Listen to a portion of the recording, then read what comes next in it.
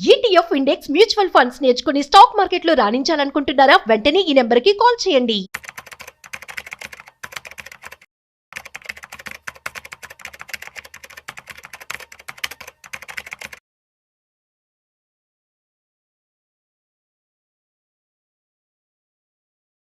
నమస్కారం, నేను మీ రేవంత్ చలమల.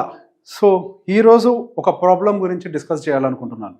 చాలామందికి ఇది ఒక ఐ ఓపెనర్ వీడియో అవ్వచ్చు. సో ఎప్పుడు ఇల్లు అనేది ఒకటి కొంటే చాలా ప్రాబ్లమ్స్ మనకి కొని తెచ్చుకుంటూ ఉంటాము అనే విషయం గురించి మాట్లాడితే దానికి రకరకాల కౌంటర్స్, రియల్ ఎస్టేట్ పెరుగుతుంది, దానికి మనకి రెంటల్ ఈల్డ్ వస్తుంది. ఎస్, ప్రతి ఒక్క దాని గురించి ఇప్పుడు డిస్కస్ చేద్దాం.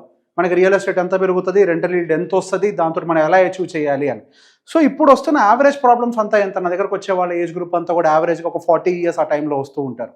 అప్పుడు వచ్చిన తర్వాత then they want to plan for their future. Sir నాకు ఫైనాన్షియల్ ఫ్రీడమ్ కావాలి, ఇంకెక్కువ కాలం వర్క్ చేయలేకపోవచ్చు, నేను కార్పస్ని అచీవ్ చేయాలి, పిల్లలు పెద్దవాళ్ళు అవుతున్నారు, వాళ్ళ ఎడ్యుకేషన్ కోసం డబ్బులు కావాలి, అండ్ వాళ్ళ మ్యారేజెస్ కోసం డబ్బులు కావాలి, అసెట్ క్రియేషన్ ఏం ప్రాపర్గా చేయలేకపోయాను, ఇలా వచ్చిన వాళ్ళు చాలామంది ఉన్నారు. సో బేసిక్గా వాటి గురించి కంగారుపడి వెంటనే కొనకండి అని చెప్పగానే టక్కున వీడియో కింద వెంటనే కామెంట్స్ పెడుతూ ఉంటారు. ఏమని, నేను చాలా ప్రాపర్టీస్ కొన్నా, real estate is god. Yes, real estate is god. I don't have any problem with the real estate, but here I want to explain you. And before అంటే posting a comment, please try to understand. ప్రతి ఒక్కటి జీతం, వాళ్ళ family situations ఒకటి కాదు. So బేసిక్గా majority of the people A problem అయితే face అవుతున్నారో దాన్ని అడ్రస్ చేసే ప్రయత్నం చేస్తున్నాను. So here I start the story. మన దగ్గర ఇద్దరు క్యాండిడేట్స్ ఉన్నారా అని అనుకుందాం. ఒకళ్ళు భీమ్, ఇంకొకళ్ళు రామ్. సో ఇద్దరు 2 different క్యాండిడేట్స్. ఒకళ్ళు వచ్చేసరికి ఒక ట్రెడిషనల్ పర్సన్.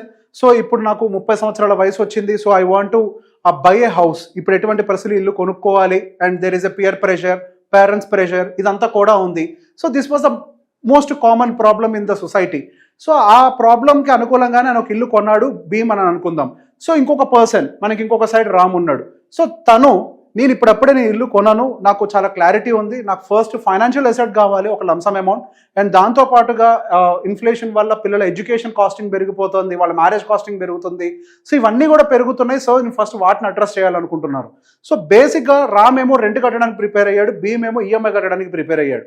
సో వీళ్ళిద్దరి కేసెస్లో మ్యాథ్ ఎలా వర్క్ అవుతుంది, లాంగ్ టర్మ్లో ఎవరు బెటర్గా financial assets or assets, it could be anything, so called financial ఫ్రీడమ్ని ఎవరు ఫస్ట్ అచీవ్ చేయగలుగుతారు అన్న పాయింట్ గురించి ఒక్కసారి మీకు ఎక్స్ప్లెయిన్ చేసే ప్రయత్నం చేస్తాను. సో లెట్స్ అస్యూమ్ భీమ్ వయసు వచ్చేసరికి 30 సంవత్సరాలు. సో ఇద్దరిది కూడా మనం 30 years ఏజ్ గ్రూపే తీసుకుంటున్నాం. అండ్ శాలరీ వచ్చేసరికి మనకి 1,50,000 రూపాయలు. అండ్ అతని ఎక్స్పెన్సెస్, ఆయన ఇల్లు కొంటున్నాడు కాబట్టి excluding the rent and expenses ఒక 75,000 రూపాయలుగా ఉన్నాయని అనుకుందాం. 75,000 ఎందుకు ఉంటాయి, ఈ కామెంట్స్ పెట్టకండి, ఒక్కొక్కరికి ఒక్కొక్కలాగా ఉంటుంది. హైదరాబాద్ లాంటి మెట్రోపాలిటన్ సిటీలో ఉండే వాళ్ళకి 75,000 most common. And even Tier 2 టౌన్స్లో ఉండే వాళ్ళకి కూడా చాలా మందికి 75,000 చాలా కామన్గా అవుతుంది. It could be diesel expenditure, petrol expenditure, rents అవ్వచ్చు, electricity bills, internet bills, phone bills, బట్టల షాపింగ్, ఫుడ్, ఇట్లా XYZ, పిల్లల చదువులు, 75,000 చాలా కామన్గా అవుతుంది. సో ఇది ఎగ్జాంపుల్ కోసం తీసుకుంటున్నాను, మీది వేరే ఉండొచ్చు. సో ఇక్కడ పాయింట్ని మాత్రమే ఫోకస్ చేయండి, don't be so specific. Expenses is around 75,000 అని అనుకుందాం. సో అతని టార్గెట్ ఏంటి, ఒక ఇల్లు కొనుక్కోవాలి. ఆ ఇంటి యొక్క విలువ ఎంత, 1,00,00,000 రూపాయలు. అతని దగ్గర ఆల్రెడీ ఒక 20 లక్షలు, అంటే 20% డౌన్ పేమెంట్ చేయడానికి డబ్బులు ఉన్నాయని అనుకుందాం. సో డౌన్ పేమెంట్ ఒక 20 లక్షల రూపాయలు చేశారు. ఒక 80 లక్షల రూపాయల వరకు కూడా అతను ఈఎంఐలోకి వెళ్ళిపోయారు. సో 80 లక్షల రూపాయలు కనుక ఈఎంఐలోకి వెళ్ళిపోతే అతను ప్రతి నెల, ఇప్పుడు ఇక్కడ పెట్టాం కదండి, 80 లక్షల రూపాయలు, 20 years tenure, 9.2 interest rate. So దానికి గాను 73,000, అంటే సుమారుగా రౌండ్ ఆఫ్ చేసుకోండి 75, బట్ క్యాలిక్యులేషన్ వచ్చి 73 కన్సిడర్ చేశాను. 73,000 ఈఎంఐ పే చేయాలి అనేది అతని సంబంధించిన టార్గెట్. సో అందరు ఇక్కడ ఆర్గ్యుమెంట్ ఏమిస్తారు, instead of paying a rent, మనం ఇక్కడ ఈఎంఐ అనేది కనుక పే చేసినట్లయితే అక్కడ మనకి ఫైనల్గా 20 yearsకి ఒక ప్రాపర్టీ మిగిలిపోతుంది కదా అనేది ఒక ఆర్గ్యుమెంట్ ఉంటుంది కదా. సో దానికి సంబంధించి ఇక్కడ ఒక క్యాలిక్యులేషన్ మొత్తం కూడా చేసి పెట్టాను. చిన్న చితక ఎర్రర్స్ ఉంటే ఎర్రర్ ఏంటో కామెంట్ చేయండి, దాని మీద నేను తర్వాత ఎప్పుడైనా మళ్ళీ అంటే క్లారిఫై చేసే ప్రయత్నం చేస్తాను. సో బేసిక్గా the case A, for example మనకి భీమ్ అనుకున్నాం కదా. సో తను ఏం చేస్తున్నారు, Year 1లో మనకి యావరేజ్గా 73,000 నెలకి ఈఎంఐ, అంటే సంవత్సరానికి వచ్చేసరికి 8,76,000 రూపాయలు ఇయర్లీ పే చేస్తున్నాడు. సో బేసిక్గా అదే ఇంకో కేసులో మనకి రామ్ వచ్చేసరికి రెంట్ పే చేస్తున్నాడు. అదే ఒక కోటి రూపాయలు ఉండేటువంటి ఇంటికి రెంట్ మంత్లీ ఎంత ఉంటుంది? సుమారుగా ఉంటే ఒక 25,000 లేదంటే 30,000 అంతే. లెట్స్ టేక్ హయ్యర్ కేస్, 30,000 రూపాయలు ఇంటి రెంట్ ఉంది. సో దాన్ని సంవత్సరానికి క్యాలిక్యులేట్ చేస్తే 3,60,000 రూపాయలు ఇతనికి ఖర్చు అవుతుంది. ఇదే ఇంటికి ఇతనేమో 8,76,000 పే చేస్తున్నాడు భీమ్, అండ్ రెంట్ పే చేసేటువంటి రామ్ ఏమో మనకి 3,60,000 పే చేస్తున్నారు. సో బేసిక్ ఇక్కడ ఈ అమౌంట్లో నుంచి అమౌంట్ని మైనస్ చేస్తే, అంటే ఈఎంఐ పే చేయాలి అని డిసైడ్ అయ్యాం కదా. సో బేసిక్గా దాంట్లోంచి రెంట్ పే చేసిన తర్వాత ఉన్నటువంటి డిఫరెన్స్ అమౌంట్ ఉంటుంది కదా, ఆ డిఫరెన్స్ అమౌంటే మనకి 5,16,000 వరకు కూడా వస్తుంది. సో మన ఇయర్ ఎండింగ్కి ఈ అమౌంట్ ఏదైతే ఈఎంఐ పే చేయకుండా రెంట్ పే చేయడం వల్ల మిగుల్చుకున్నామో దాన్ని ఇన్వెస్ట్ చేస్తే, ఈ అమౌంట్ని కనుక మనం ఇన్వెస్ట్ చేస్తే ఈ 5,16,000ని మనకు అది నెక్స్ట్ 19 ఇయర్స్లో, సో బేసిక్గా 1 ఇయర్ పోయిన తర్వాత మనం ఇన్వెస్ట్ చేస్తున్నాం అని అనుకున్నాం. యాక్చువల్గా ఎస్ఐపి కూడా చేయొచ్చు every month, but still 1 year wait చేసి ఆ ఖర్చును మైనస్ చేసి ఇన్వెస్ట్ చేస్తే మనకి 20 ఇయర్స్, అంటే మనకి 19 ఇయర్స్ కంప్లీట్ అయ్యే టైంకి, 1 ఇయర్ ఇక్కడ కంప్లీట్ అయిపోయింది కదా, సో 19 ఇయర్స్ కంప్లీట్ అయ్యే టైంకి మనకి 7,34,000 వరకు కూడా అవుతుంది. సో ఇది కరెక్టో కాదో కూడా ఒక్కసారి మీ క్లారిటీ కోసం చెక్ చేస్తారు. అన్ని చెక్ చేయను, ఫస్ట్ ఇయర్ ఒకటి చెక్ చేస్తారు. సో 5,16,000 మనము ఈ ఫస్ట్ ఇయర్ ఇన్వెస్ట్ చేసాం, 5,16,000 ఎక్స్పెక్టింగ్ ద 15% రిటర్న్, అండ్ దాన్ని ఒక 19 ఇయర్స్ పాటు మనం ఇన్వెస్ట్మెంట్ని వదిలేస్తే, and for that what we get is 73,43,000. So ఇక్కడ మనం ఎంటర్ చేసిన అమౌంట్ ఇదే కదా. సో ఇలానే కన్సిక్యూటివ్గా ఇయర్స్ అనేది క్యాలిక్యులేట్ చేసుకుంటూ వచ్చాం. ఇదేమో 19 ఏళ్ళు, 18, 17, 16 ఇట్లా ఒక్కొక్క ఇయర్ తగ్గించుకుంటూ వచ్చాం, అంటే మనం 20 ఇయర్స్కి అడ్జస్ట్ చేయడం కోసం. సో ఇట్లా చేసుకుంటూ వచ్చాం. దానికి ఏం జరిగిందో చూద్దాం. ఇప్పుడు ఈ EMI and rent almost match అవ్వడానికి మనకి 16, ఆల్మోస్ట్ 16 ఇయర్స్ ఆర్ 15 ఇయర్స్ వరకు కూడా టైం పడుతుంది. నియర్లీ 15 ఇయర్స్ వరకు కూడా రెండు ఈక్వల్ అవడానికి టైం పడుతుంది. సో బేసిక్గా ఇక్కడున్న కేసులో ఏం చేస్తున్నామని అంటే వీఆర్ నాట్ ఇన్వెస్టింగ్. సో బేసిక్గా ఈ మనీని ఏదైతే ఈఎంఐ కంటే ఎక్స్ట్రా రెంట్ పే చేస్తున్నామో ఆ మనీని మన ఇన్వెస్ట్మెంట్స్ నుంచి మైనస్ చేసుకుంటూ కూడా వచ్చేస్తున్నాం. ఓకే, సో బేసిక్ ఇది కూడా అంటారు, ఒక టైం దాటిన తర్వాత మళ్ళీ ఈఎంఐతో కంపేర్ చేస్తే రెంట్ పెరుగుద్ది కదా. మన ఇన్వెస్ట్మెంట్లో నుంచి వాటిని కూడా మైనస్ చేస్తున్నాం. మనం ఎంతైతే చేతిలోంచి కడతామో అంతే కడతాం. So again I'm trying to explain, this is the EMI column, every month every year pay చేసేది. This is the rental column, every year calculate చేసేది. సో రెంట్ పెరుగుతుంది కదా, yes I have taken the rent increase, 7% increase తీసుకున్నాను. సహజంగా residential rental increase 5% ఉంటుంది, but for your convenience I have taken it as 7%. 7% మంద మనకి rent పెరుగుతుంది అనే క్యాలిక్యులేట్ చేసుకుంటూ వచ్చారు. That is the reason why 15 years తర్వాత ఎంతో మనకి ఈఎంఐ కంటే కూడా రెంట్ అనేది డామినేట్ చేయడం మొదలుపెట్టింది. సో ఇట్లా క్యాలిక్యులేట్ చేయడం మొదలు పెడితే టోటల్ మనం బ్యాంకుకు పే చేసేది 1,75,00,000 పే చేస్తున్నాం. అదే రెంట్ రూపంలో కనుక మనం చూస్తే దానికి పే చేసేది 1,47,00,000గా పే చేస్తున్నాం. అదేవిధంగా మనం టోటల్ ఇన్వెస్ట్మెంట్ వాల్యూ, సో ఈ డిఫరెన్స్ వాల్యూని కదా ఈఎంఐ పోను మనం ఏదైతే రెంట్ మిగులుతుందో దాన్నే కదా ఇన్వెస్ట్ చేసేది. సో బేసిక్గా దాన్ని మైనస్ అంతా పోను, రెంట్ మళ్ళీ తర్వాత ఉండే 5 సంవత్సరాలకు రెంట్ డబ్బులు ఎక్స్ట్రా ఉంటాయి కదా, దాన్ని మైనస్ చేయంగా మన 27 లక్షల రూపాయలని ఇన్వెస్ట్ చేయడం కోసం వాడుతున్నాం. సో ఏ ఇయర్కి ఆ ఇయర్ ఇన్వెస్ట్ చేస్తున్నాం. సో ఈ 27 లక్షల రూపాయలని మాత్రమే టోటల్గా ఇన్వెస్ట్ చేసింది.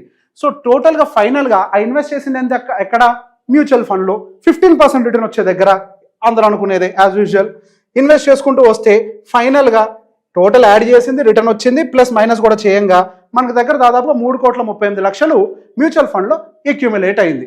సో ఫైనల్ కంక్లూజన్ ఏంటి, ఇంకా ఉంది, I will tell you. So final conclusion ఏంటో కూడా ఒకసారి మీకు ఎక్స్ప్లెయిన్ చేస్తాను.